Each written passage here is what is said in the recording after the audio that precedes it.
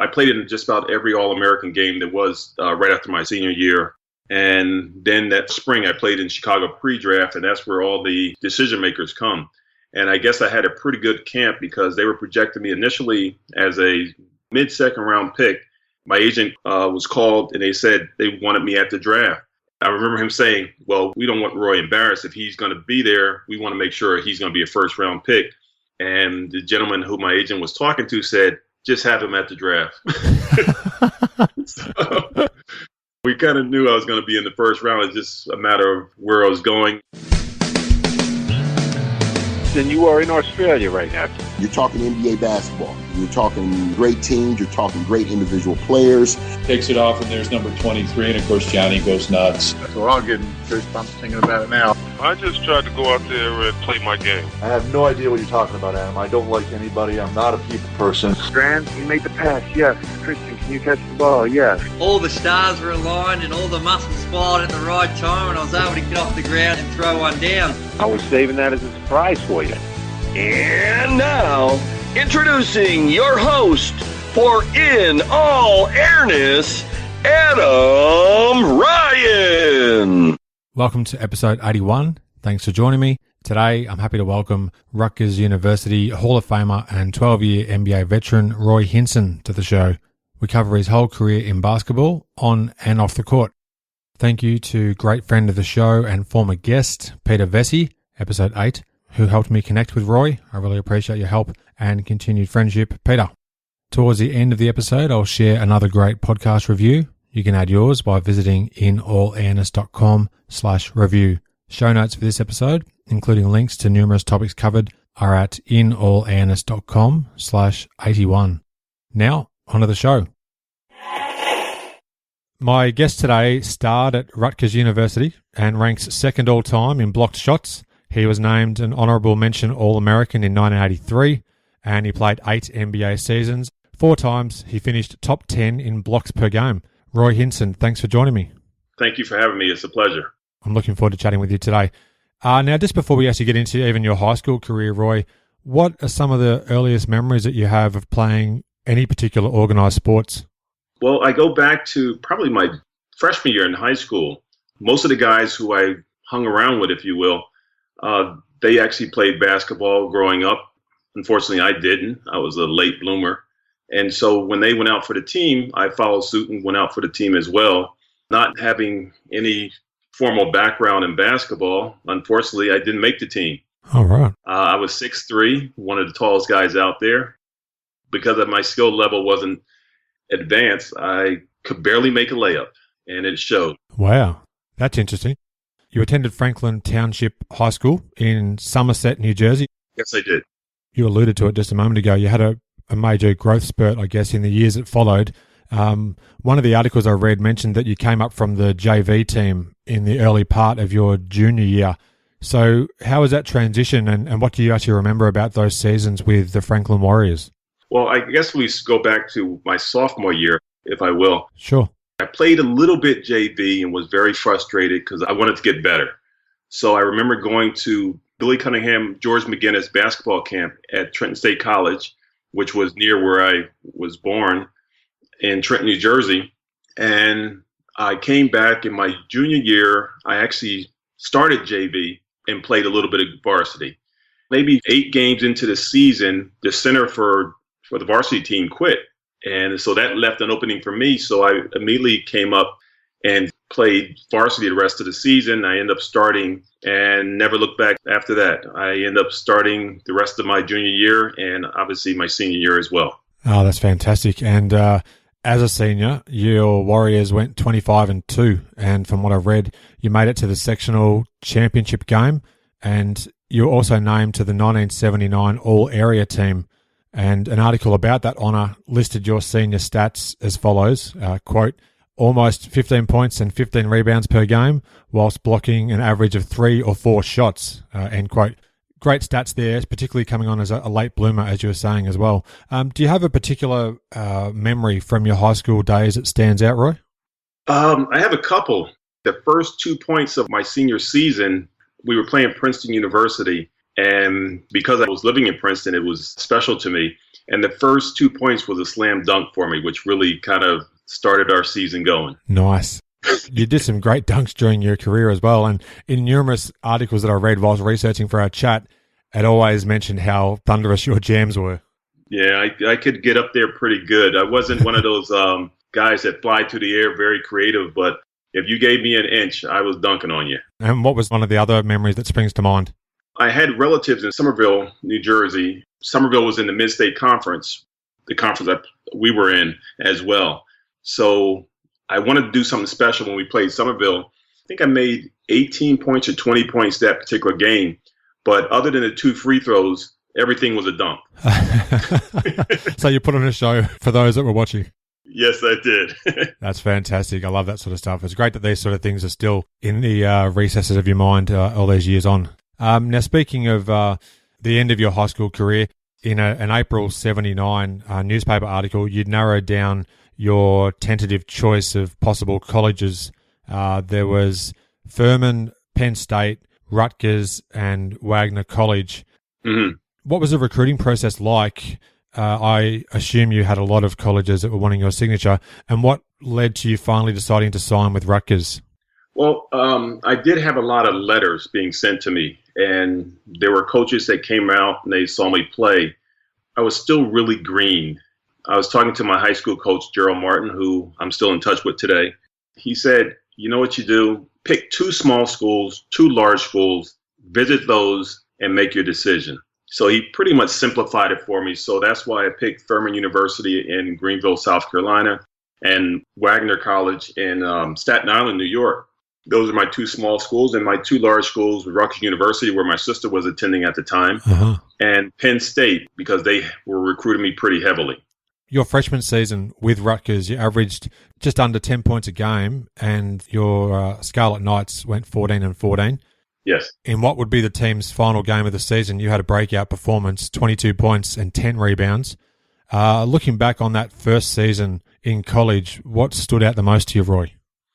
I got into a lot of foul trouble. And so I had to figure out how I could stay into the game. And it was a learning curve, definitely a faster paced game than high school.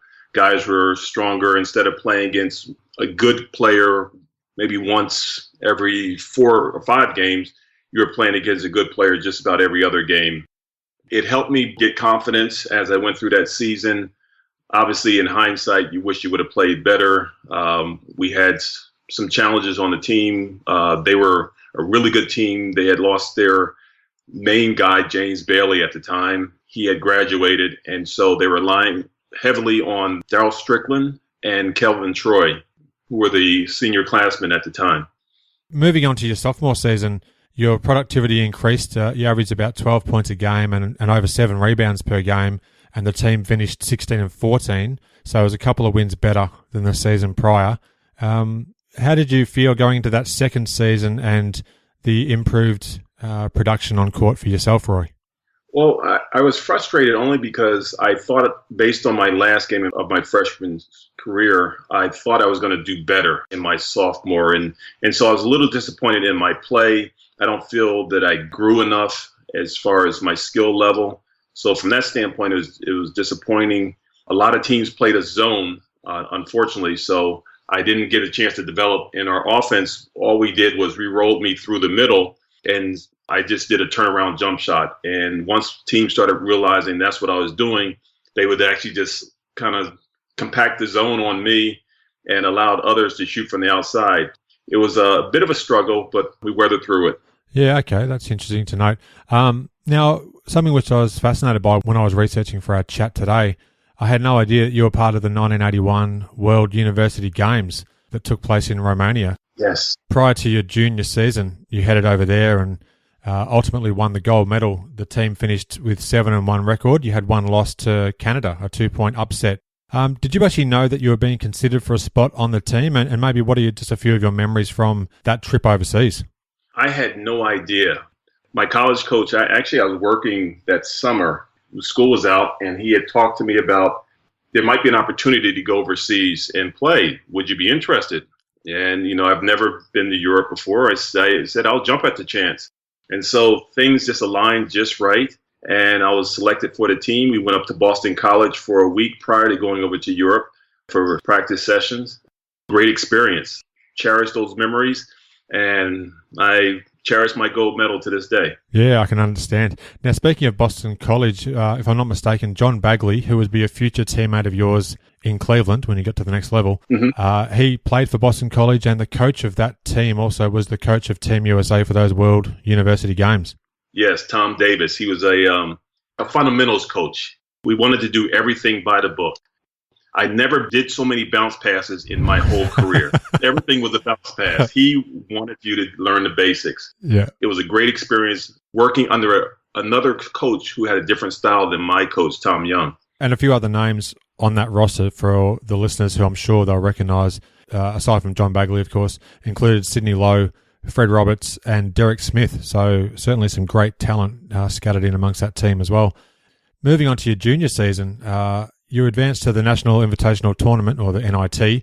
The team finished with a great record, 20-10, so progressively getting better and better, as did your stats pretty much every season as well with Rutgers. What was it like to take part in a postseason tournament for the first time? It was great. Like you alluded to, we didn't make the postseason my first 2 years, unfortunately, but it was a different season, new season, and we were pretty excited. Unfortunately, we ran into Purdue. I mean, they were head and shoulders above us. I mean, they were bigger, stronger, faster, and it was just a really tough go. Yeah, I did see the box score of that game. It looked like it was a pretty brutal game for you guys. But to be able to actually experience that, and then that helped, I guess, lead into what would come in your senior season, which we'll get to in a moment. But I'd like to also ask about a second trip that you took overseas. Prior to your senior season, you were selected to play with an NIT All-Star squad that toured Europe, and from what I've read, you went to places like Italy, Switzerland, and France. Now, how was that experience, and what did you sort of make of the European basketball talent at that stage in 1982? I didn't know that much about European basketball at the time, but what I did learn during that experience was, they had basketball over there, and it was really growing in interest, and a lot of Americans were playing overseas. So given where I was in my career, that was the first time I really thought that, well, if I'm not good enough to make the NBA, there might be a possibility that I can play over in Europe. So I was excited to kind of learn a little bit more about this playing style and just get exposure. Your senior season at Rutgers, you helped lead the team to a 23-8 record, so the best of your 4 seasons there. You were named the 83 Atlantic 10 Co-Player of the Year, along with another guy from West Virginia named Greg Jones. Yes. And you were named honorable mention All-American, and your averages were fantastic. You had 16.6 points, 8.6 rebounds, and a staggering 4.6 blocks per game. So fantastic numbers. And on top of all this, the Scarlet Knights made it to the NCAA tournament, which was great. You defeated Southwest Louisiana in round 1 before coming up against Chris Mullins' St. John's in round 2. Do you mind just sort of talking about that senior year, those achievements, and then making the NCAA tournament as well that capped off your college career? Well, that senior year was just a great experience for me. Basketball was really the focus at that point in my life, and I just wanted to play. I wanted to get better. I wanted to improve. I wanted to almost put the team on my shoulders and carry it as far as I could. We had some really great games. We lost a few along the way that I thought we should have won. But it was just a fantastic ending to a career that I really was pretty proud of. Unfortunately, as you alluded to, we lost to St. John's in the NCAA tournament. I thought we had a good chance. Chris Mullins, he was a phenomenal player. Couldn't stop his jump shot. He scored 24 points in that game. Yeah, you've got an incredible memory. Obviously, I had the advantage of looking through the box scores before we chatted today, but you've got it exactly right. Yeah, I just remember from the right key, he was just filling it up. We had also practiced prior to that game, possibly playing a boxing 1 on Chris. Unfortunately, we never used it, but that might have been the difference. I don't know. Chris was so tough back then, it probably wouldn't have helped at all. He remained that way through a majority of his career, so not many people could stop him. He was a phenomenal talent. Who were some of the guys that you played against during your college years that you'd have future battles with in the NBA? Well, there's one that comes to mind as soon as you ask that question. Kevin McHale. Oh, right. We played him my freshman year. We went up to Minnesota and played it in the Pillsbury Classic. We were 4-0 going into that Christmas tournament, And that's when I realized there was Rutgers University basketball, and then there was another level. And Kevin was at that level. I think Trent Tucker was on that team as well, and Randy Brewer.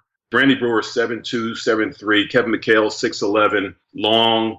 You had a 6'11" guy thrown into a 7'3" guy, and I was the tallest guy on the team, other than Rudy Mann, who saw limited action, but we had nothing for them. They ran out on the court and ran us off the court. You'd actually meet up with McHale in the first season in the NBA when it came to the playoffs, but we'll get to that shortly. Mm-hmm. You ended up leaving Rutgers with averages of just a shade under 13 points a game and 7.2 rebounds a game. I will just quickly mention as well, you played with a future NBA veteran whilst you were at Rutgers, John Battle. Yes. Plenty of names here. I mean, I'm overlooking some as we progress through the conversation here, but it's great to sort of see names of guys that then would go on to the highest level and be competitors with you as well. Yeah, one of the other guys who actually played with me, Clarence Tillman, he didn't play in the NBA. He played a few years down in Venezuela, I believe. He was part of the West Philly Speed Boys in high school, and I think in his whole high school career, I think he only lost 2 games. Wow. That's how strong they were. He had Gene Banks on his team as well, who was another NBA legend. Yes, true. You went to Duke and onto the NBA. Let's move into the NBA portion of your career. You were selected in the first round of the 1983 NBA draft. You went pick number 20 overall to the Cleveland Cavaliers.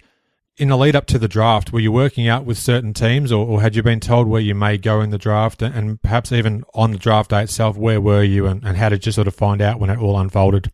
Well, things were a little different than they are right now. These days, guys go around to different teams that they try out. Back then, we didn't do anything such as that. At least I didn't.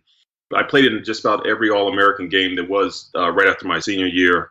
And then that spring, I played in Chicago pre-draft, and that's where all the decision makers come. And I guess I had a pretty good camp because they were projecting me initially as a mid-second round pick. My agent was called, and they said they wanted me at the draft. I remember him saying, well, we don't want Roy embarrassed. If he's going to be there, we want to make sure he's going to be a first-round pick. And the gentleman who my agent was talking to said, just have him at the draft. So we kind of knew I was going to be in the first round. It's just a matter of where I was going. When we got to 10, I was like hoping, because I think the 10th pick at that year was Washington Bullets, which is now the Wizards, and they picked Jeff Malone. So I started getting a little nervous when they got past 10. And then when they got to Philadelphia, which was 17, I said, okay, I'm going home. When Philadelphia picked Leo Routens from Syracuse, I really got nervous, and I got picked by Cleveland. There you go. You've got a fantastic recall because I've just brought up the 83 NBA draft details on the fantastic website basketballreference.com, and you've nailed the number of pick for Jeff Malone and also Leo Routens as well. So fantastic recall there, Roy.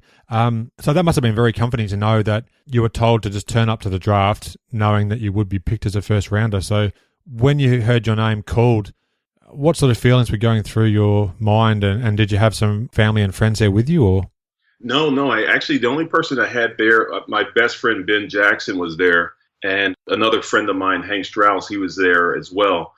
I remember my name getting called, and the next thing I know, I was on the stage. So it's almost like I floated up there. I was on such a high. Yeah. I was so happy. And I met the commissioner at the time. It was just an unreal experience. I honestly couldn't say I worked from high school on because I didn't even have any inclination that I was going to make it to the NBA when I was in high school. But I knew that there was a possibility as I got through my college career. And so I was pretty happy with my progress at that point. Understandably. Like it's a meteoric rise from really only taking up the game in your high school years to then becoming a first-round draft pick in 1983. So fantastic stuff. Now, as a rookie with Cleveland, you played in 80 of 82 games, and you were a starter in 61 of those. The Cavs went 28 and 54. You talked about the difference from high school to college. How significant was it when it went from college to the pros? Well, it was major. In college, you were playing against young men. In pros, you were playing against men. It was their job, and that's how they supported their families. And you knew it. And the NBA was pretty rough back then. It's nothing like it is today. It was pretty rough. Oh, spot on.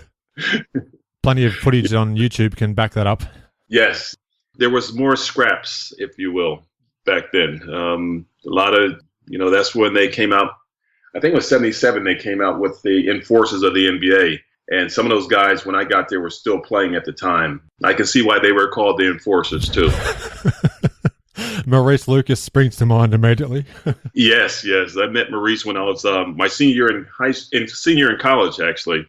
All right, okay. Did he come and visit your team, or you just happened to run into him?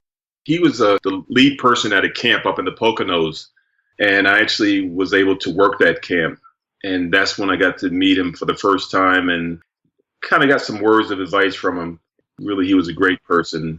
In fact, I've met his sons, two of his sons, Maurice and David, for the first time this past weekend in L.A. at All-Star Weekend. Oh, fantastic. There you go. It comes full circle. Now, into your second season, 33-year-old George Karl became the NBA's youngest coach when he replaced Tom Nasolki. Yes. And it was really a remarkable season for the franchise in that your team lost its opening 9 games, and at one point early in the season you were 2-19, but then all of a sudden steadied the ship and were actually in playoff contention.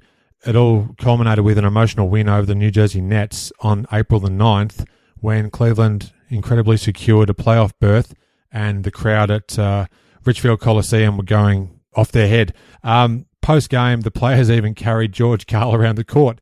Yeah. There's actually a radio call of this final quarter that's on YouTube, and I'll include that in the show notes to this episode. It's quite remarkable just to hear the scenes of Joe Tate calling it on Cavs radio. All that said, can you reflect on the addition of George Karl and then that fight to make the postseason and even that particular game where you guys clinched a playoff berth and bedlam ensued? Mm-hmm. Well, George Karl was very instrumental in my career.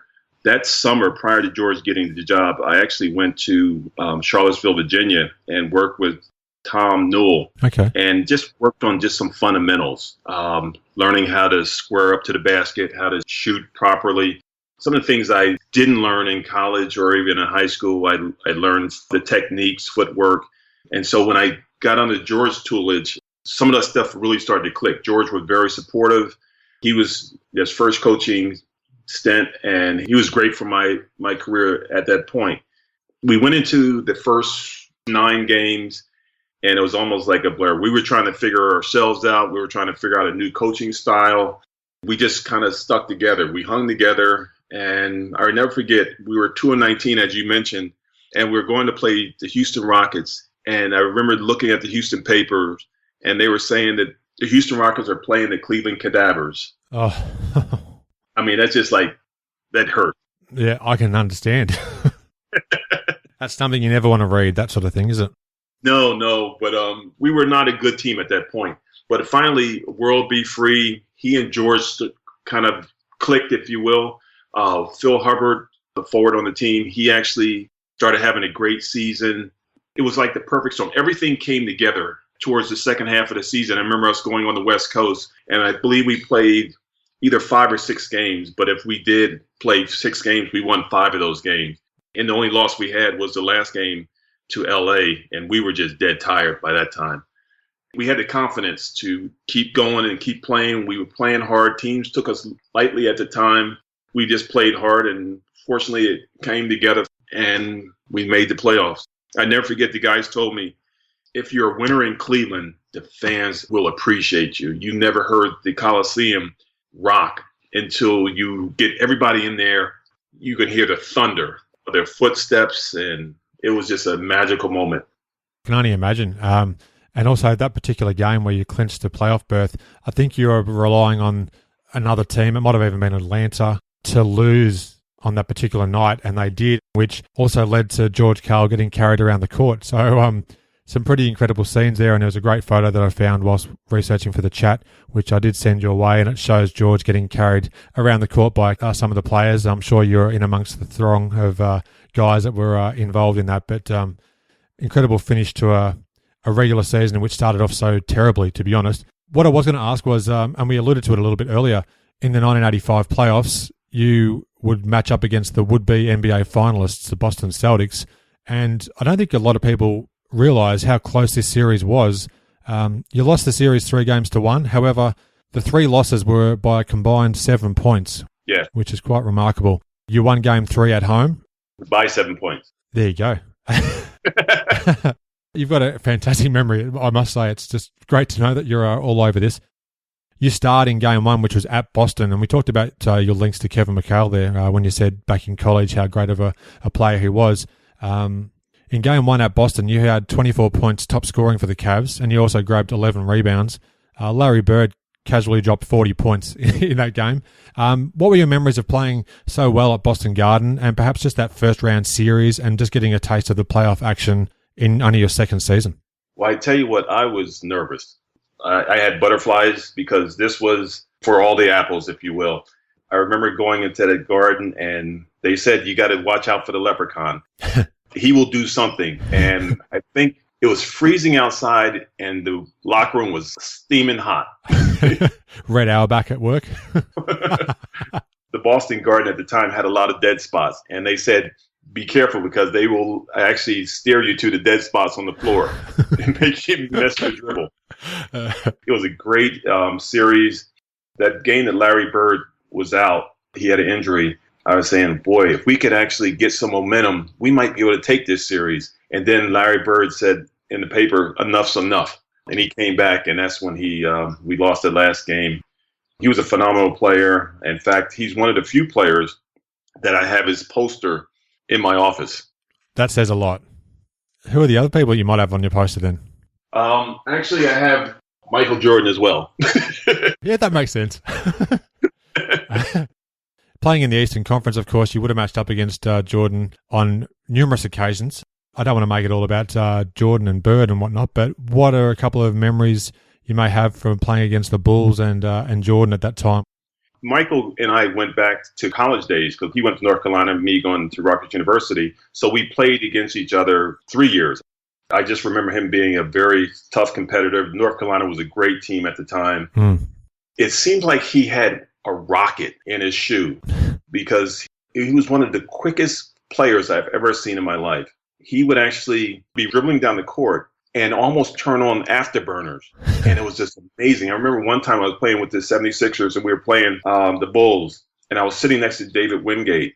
And Michael came by us and just took off. Both of us were amazed how quick he was and how obviously he defied air because of his leaping ability and how he could hang in there. And I mean, he's just a phenomenal player. Arguably the greatest player of all time. He's definitely the greatest player I've ever seen play. He's from another time and place. He's an amazing player. In January of 1986, you scored a career-high 39 points at Houston. Mm-hmm. Great stuff. You were 11 of 15 from the field and then made 17 of 20 free throws. Akeem Olajuwon led the Rockets in that game with 21 points, and they held on for a 116 to 109 win. 1986 was your best scoring season. You averaged just under 20 points a game, and you played in all 82 contests. Do you have many recollections from that career night in Houston and just in general, the scoring ability that you had and how it developed in your early years in the NBA? The one memory I had from that game, obviously that was a tough game because they had the Twin Towers, Ralph Sampson and Akeem Olajuwon. And I remember I got the ball on the wing and Ralph and Olajuwon was underneath the basket. And to show you how supportive George was of me, he just said, take him. So I just dribbled down and I actually split both of them and ended up dunking the ball over both of them. Oh, nice. You know, one of those memories you have that's kind of etched in your mind. It was a tough game. It was a hard-fought game. And just because they were, you know, Twin Towers, they were tough to beat. That was just an incredible year. Almost 20 points a game. You played every game of the season. So to be able to average that night in, night out is a great effort. Have you ever seen that highlight you just talked about since? No. I wish I had the tape of that game, but I'm sure I probably can talk to someone in NBA entertainment that might be able to pull it up for me. In February of 1986, at Dallas's Reunion Arena, you participated in the slam dunk contest, and you were up against Dallas native Spud Webb, Dominique Wilkins, his brother Gerald Wilkins, Terrence Stansbury, who was a former guest and friend of the show, episode 58, Jerome Kersey, Paul Pressey, and Terry Tyler. So looking back, there's a few names there that might surprise a couple of listeners. What memories do you have, Roy, of taking part in that particular contest? obviously I was honored to be asked to participate. But the one thing that I will always say about the way I used to dunk the ball was I was always a power dunker. Nothing fancy. If you gave me a step, I was going to dunk it on you. It was a great honor, great thrill to be there. But when I looked at some of the dunks that the guys were doing, more finesse. And that just wasn't my speed or style. So it was fun. I was out in the first round, unfortunately, but it was a great experience. It was a great contest for a number of reasons. This was the one that Spud Webb stole everybody's hearts and took the victory over Dominique. When you were watching the rest of the contest from the sidelines there and being so close to the guys as they were dunking, particularly with someone as small, I guess, comparatively speaking, as Spud Webb, who was like 5'7", in front of his home crowd because he was born in Dulles.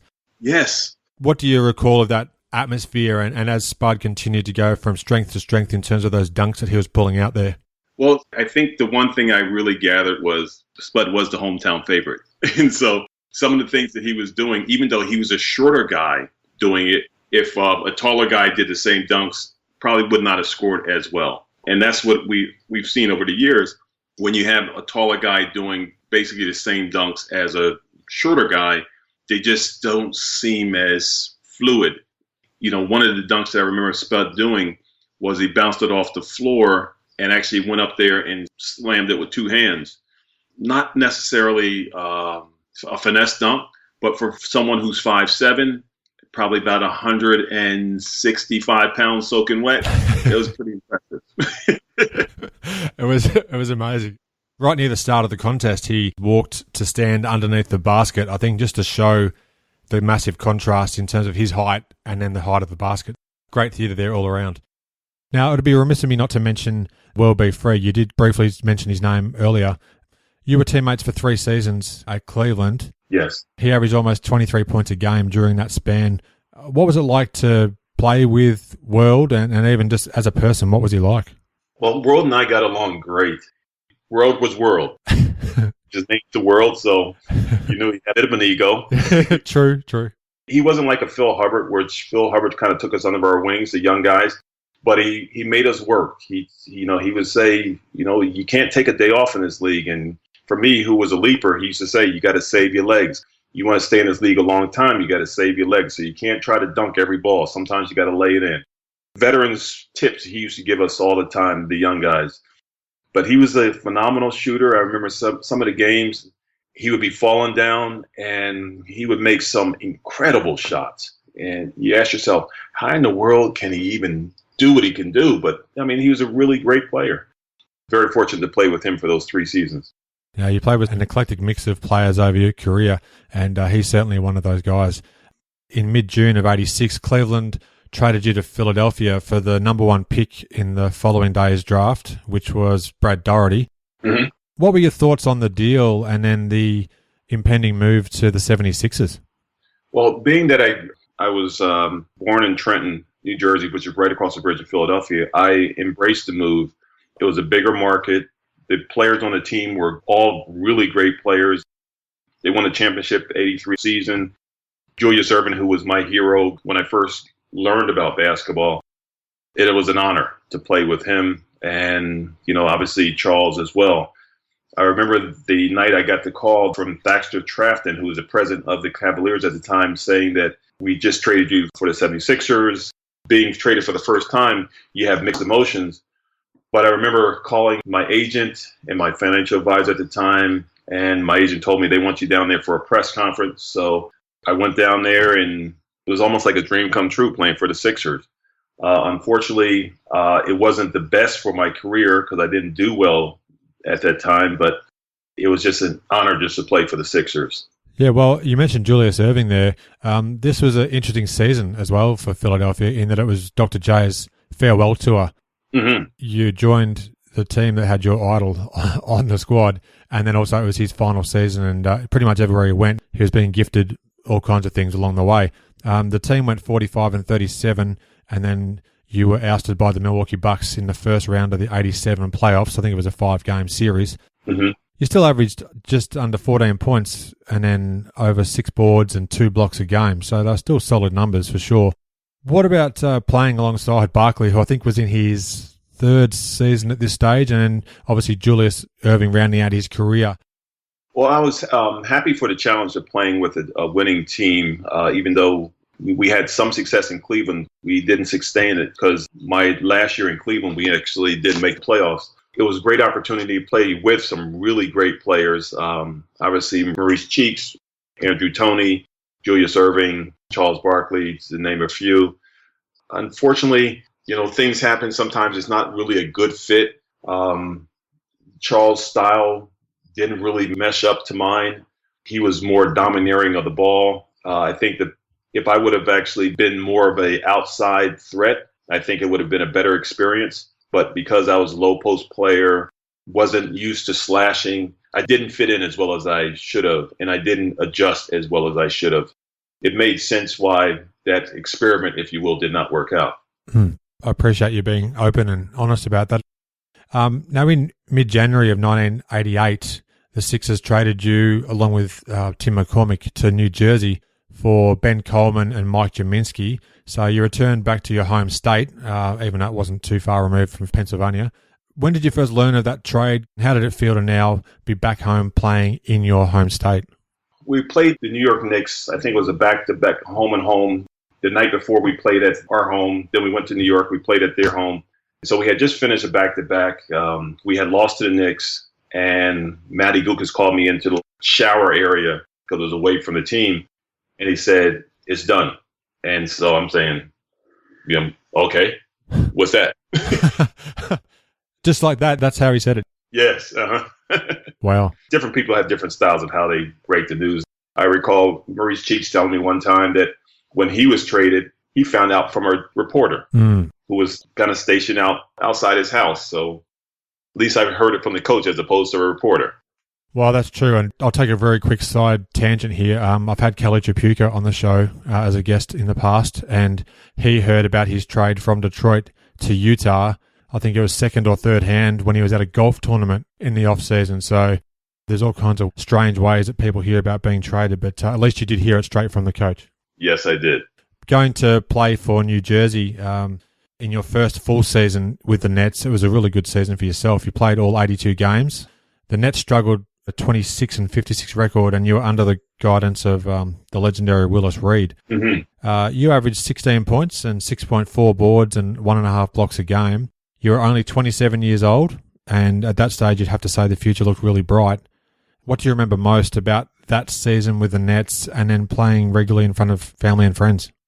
I remember that season, it was an adjustment because every time you go from a team to another team, you have to learn the different culture of that team, different plays. And so there's an adjustment period.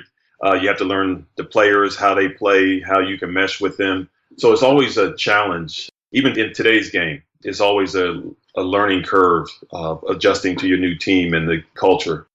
It was great going home. My parents, I figured they would be able to see me play every game, which they did for a while, and then they kind of slowly started to wane off a little bit. It was good for my career because things weren't working out in Philadelphia, unfortunately. From a career standpoint, it was good. The bad thing, the Nets were not a great franchise at the time. They were losing more than they were winning. I was hoping that maybe this would be an opportunity for me to help turn a franchise around. In January of 91, there was a 3-team trade that sent Drazen Petrovic from Portland to New Jersey. And as most listeners would know, Drazen tragically passed away in June of 93. What can you sort of tell us about Drazen, the person?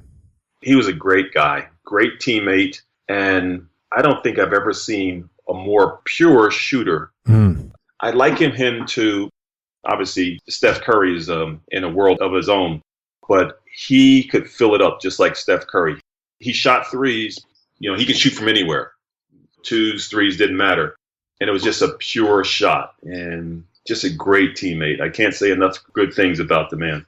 Really pleased to hear that. I love asking about the influence of Drazen. Only a week or so after Drazen joined the team, actually, January 22 of 1991, that would be your final NBA game.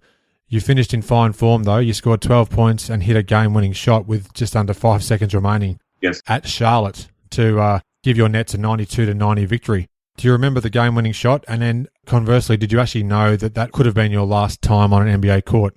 No, actually, I did not. I was having knee problems at the time, and I was out for a while, then I came back. It was almost like they wanted to see how my knee would hold up. And we went into Charlotte. I felt pretty good. My knees were sore at times, but, it wasn't that bad. I remember the game. I remember playing a little bit. I knew that they were going back and forth towards the end. I ended up getting the ball on the low block. I think Johnny Newman was on me. He was covering me. Yeah. And I made a shot over him, which actually won the game for us. So it was kind of a great game, but I still thought I was going to play more. Unfortunately, my knee had other plans. So I ended up having another surgery and then more surgeries because the articular surface of my knee, if I'm saying it correctly, was worn away. So there was literally holes in the surface, and it wasn't on one knee, it was on both knees. So I tried different techniques to try to get back, tried the microfracture surgery, which most guys are doing now when they have the same condition. The one thing about me that I did not do that guys are doing now, I tried to come back in 6 weeks where guys are taking a full year off. Oh, wow. And I think maybe if I would have took a full year off, I might have been able to come back and play some. Probably not to the level I played at before, but I might have been able to extend my career. When did you first start to notice that you were having trouble with your knees? Yeah, I think it was an 89-90 season. I was playing Philadelphia, oddly enough. And the next day, we had a day off. I was sitting in my living room, and I was just in pain. My knees were just in such pain. I remember the next day, I went in and talked to Harry Weltman, who was the general manager at the time, because Harry was a friend as well, because he was the general manager who drafted me.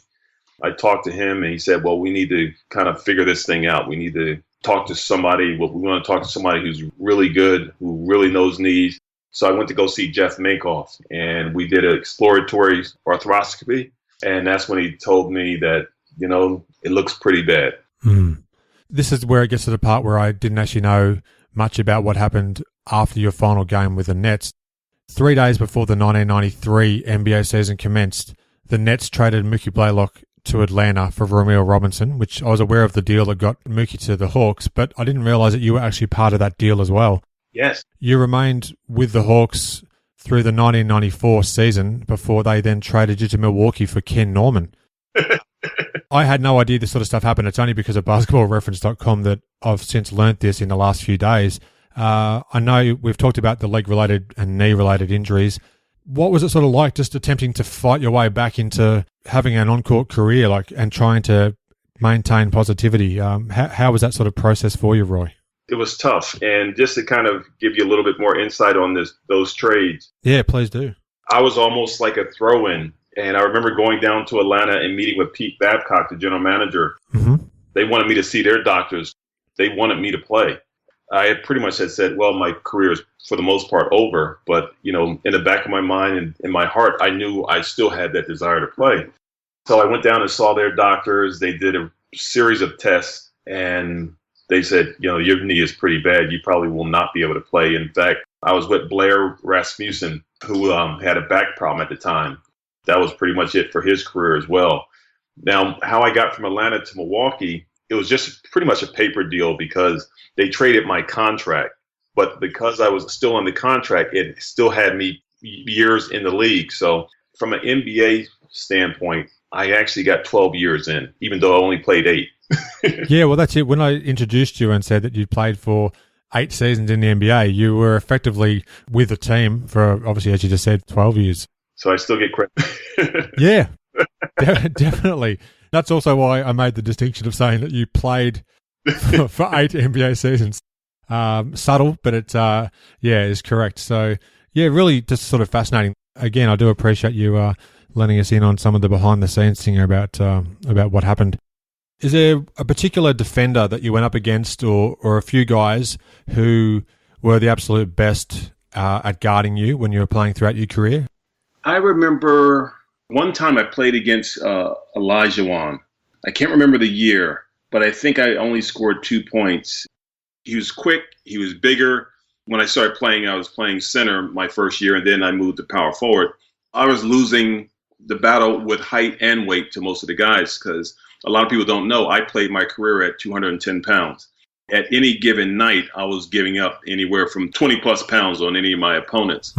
But I try not to let them get the best of me because I felt if I couldn't muscle them, which I couldn't do most of the time, I tried to use speed.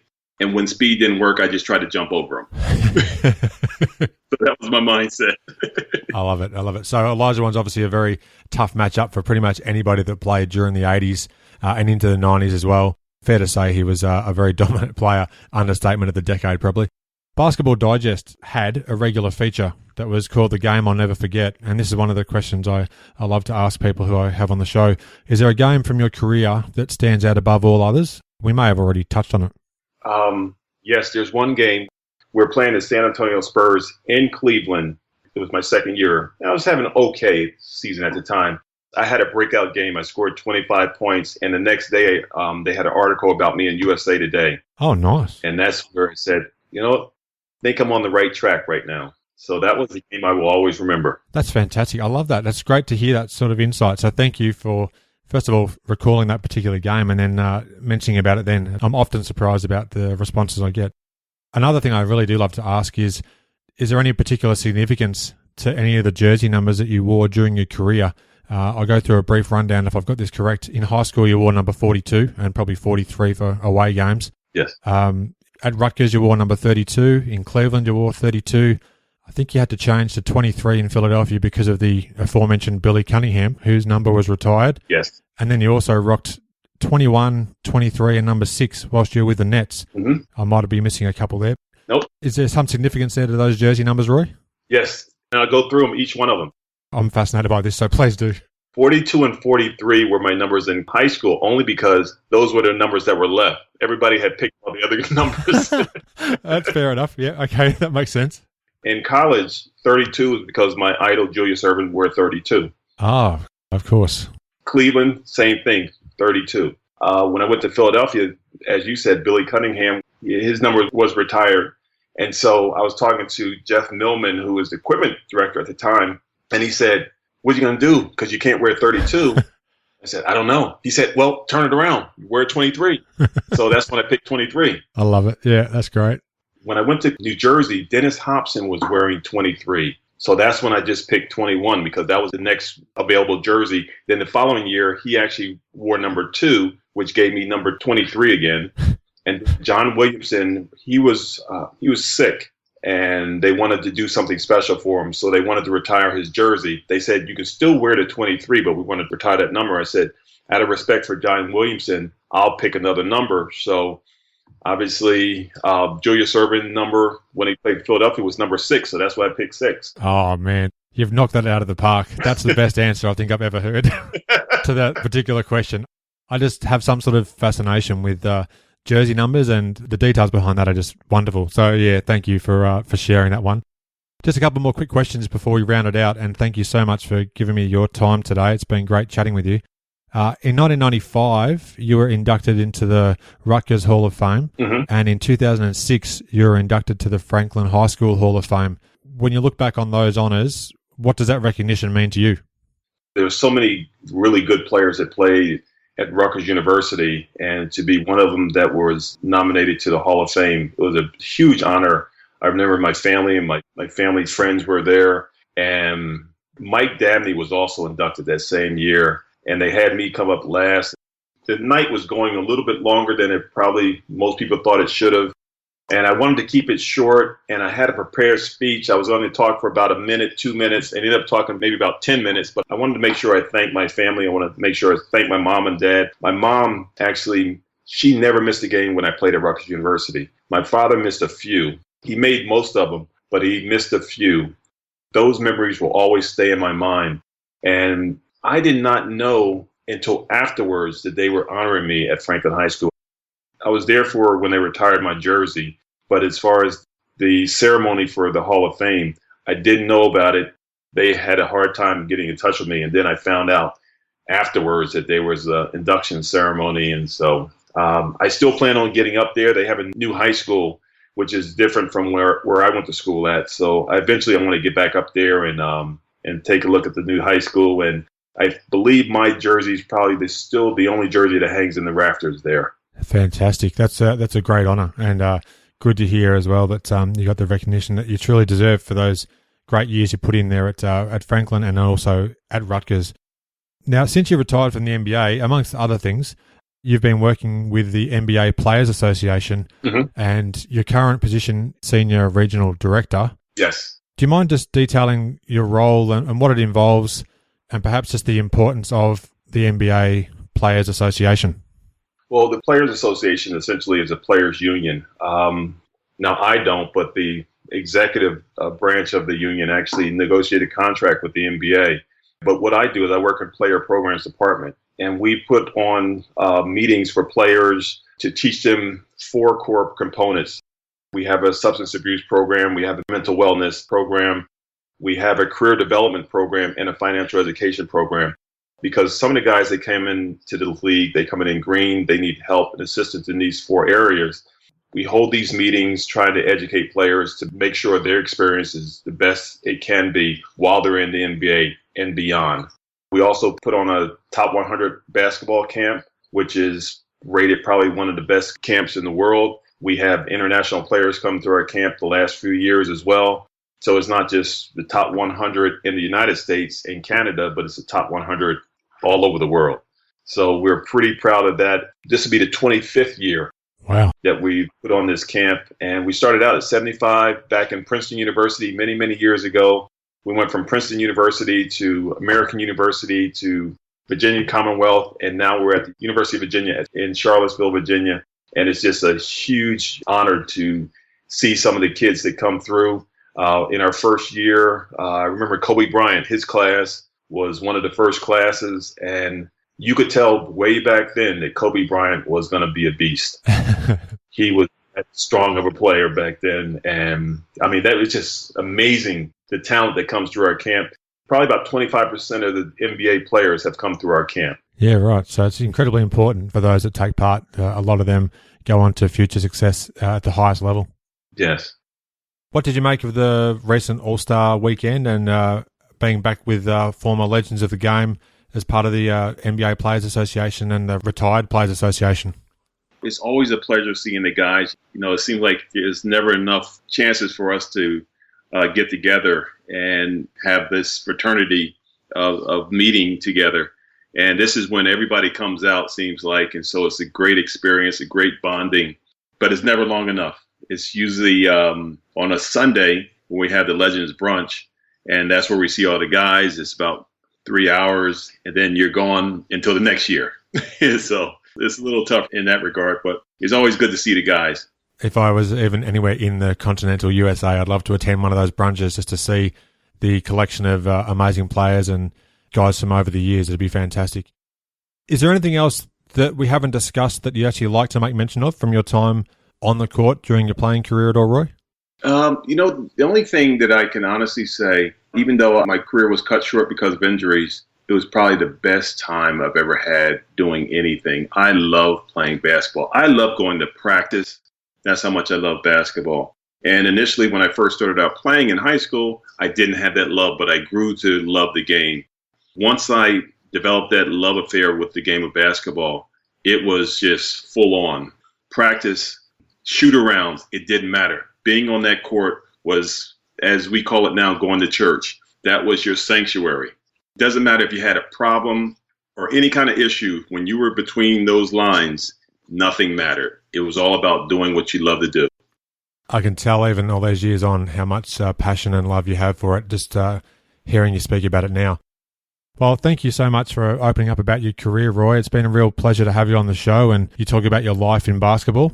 All the best, and I hope to have you back on at a future date and we can maybe chat about some more old school hoops. Oh, that's be great. I have truly enjoyed it, and anytime you want to have me back on, I'll be more than happy to be back on. I really appreciate the opportunity. Oh, you're most welcome. I want to just thank you for taking time to speak to some guy in Australia. Not a problem at all. But also, as you mentioned, if you ever get an opportunity to come stateside and you want to go to the Legends Brunch, please look me up. Oh, fantastic. I'd love to. My wife and I went to the States and got back in mid-January. We finished up in LA, but timing didn't work that we were there a few months later. But certainly I'd really appreciate that. All right. Thank you. And I really appreciate the opportunity. This has been a great walk down memory lane. All right. Thank you, Roy. All right. Take care. Thanks for listening. I welcome your interaction with the show. You can suggest topics or guests you want to hear conversations with. leave a voicemail, simply visit inallairness.com/voice, click start recording, leave a message and press stop. You can even listen back before submitting. Press send and you're done. Time to share another great review from a fan of the show. Thanks this time to Wizard Whitebeard. Very confident that's not your real name. On the USA iTunes store, it's titled Awesome and In-Depth, and it reads, "There is no other basketball podcast like this. Adam has vast knowledge of the game, particularly the 90s NBA, which, for many of us, is the golden era of pro basketball. He also books many interesting guests from varied backgrounds in the sport, who all lend even more interesting insights into many aspects of the game, the players, and such. I highly recommend this podcast to any basketball/sports nerd out there." Thank you very much, Wizard Whitebeard. Up until only a few years ago, the Washington Wizards incorporated the white beard of their then emblem into the W for Wizards, but that's since been replaced. Worldwide, the show currently has 72 reviews, 69 on iTunes and 3 on Stitcher. Thanks for your continued support. If you add a review, I'd love to read it out on a future episode. Your ratings and reviews are one of the best ways to support the podcast. If you enjoy the show, please tell your basketball-loving friends about it. Word-of-mouth recommendations are certainly worth their weight in gold. Stay up to date with my podcast and subscribe to my monthly email newsletter. You'll receive exclusive details on upcoming podcast episodes, future high-profile guests to appear on the show, and more. Simply visit inallairness.com/news. You can subscribe to my show in various ways. Apple Podcasts, visit inallairness.com/iTunes. Android, visit inallairness.com/Android. Add it to your Stitcher playlist, inallairness.com/Stitcher. You can now subscribe to the show on Spotify, plus Pocket Casts, Player FM, TuneIn Radio, other podcatchers, and of course, via the Podcasts app on your iOS device of choice. Thanks for listening. I hope you enjoyed the show and share my web address with your friends and colleagues, inallairness.com. Check out the podcast archive for plenty more episodes with high-profile guests. Follow me on Twitter at inallairness. Please add your like to the show's social hub, facebook.com/inallairness. Join me next time for another edition of the show.